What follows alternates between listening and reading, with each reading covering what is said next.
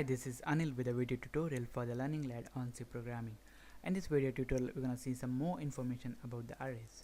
So in the first tutorial about the arrays, we have learned how we can create an array, how we can assign values to the array. So in this video tutorial, we're gonna see how we can receive the data or the values for the array from the user, and how we can display it using a for loop. So first we're gonna start with receiving the input. In this video tutorial, we're gonna receive the marks from the user. So we're gonna create an array. Before that, we're gonna create an variable to store the size of the array. So it's gonna be of type integer, and I'm gonna call it size, and I'm gonna assign with the value 6. So then we're gonna create the array. It's gonna be marks int marks, and we're gonna take only integer values from the user, and here we're gonna reference this variable size. So it's gonna be similar to int marks of 6, or the array marks with the size 6. So then we're gonna write a for loop to take the input for all the array elements. So we're gonna write for, before that we need a variable called counter. It's gonna be int counter, and here for the counter equal to 0, we're gonna initializing this counter.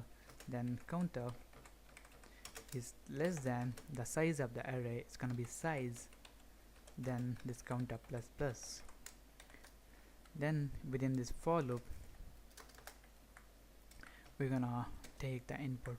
So for that purpose, we're gonna use this scanf function, and we're gonna write since we're receiving the integer value, it's going to be %d.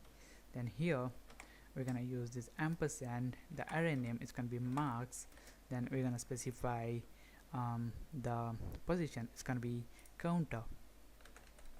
So this counter value will move from 0 to 5. So we are storing the values marks 0, then marks 1, marks 2, and up to marks 5. So now we have the values inputted by the user in this marks array. So the next thing we want to do is we just want to print it out using this for loop. So we're going to write this for. We can use this counter variable again. I'm going to initialize it to 0. Then this counter less than the size. Then counter plus plus. So here we're gonna use this printf statement to print the values. We're gonna use printf. In this printf, we're gonna write the element at %d is %d. Then a new line, since we are printing more than one line here. Then we have to write marks. Then this counter variable here. So we have to write this counter here. Then after that we're gonna write marks of counter. So save it. So go and compile it, then run it. So now we're gonna enter the values like 65, 45, 85, 98, 78, and 1 2 3 4 5, and the last value is gonna be 45. So hit the enter button. So here, as you can see, the element at position 0 is 65, then the element at the position 1 is 45. So as you can see here, then 2 is 85, then 3 is 98, 4 is 78, 5 is 45. So close it.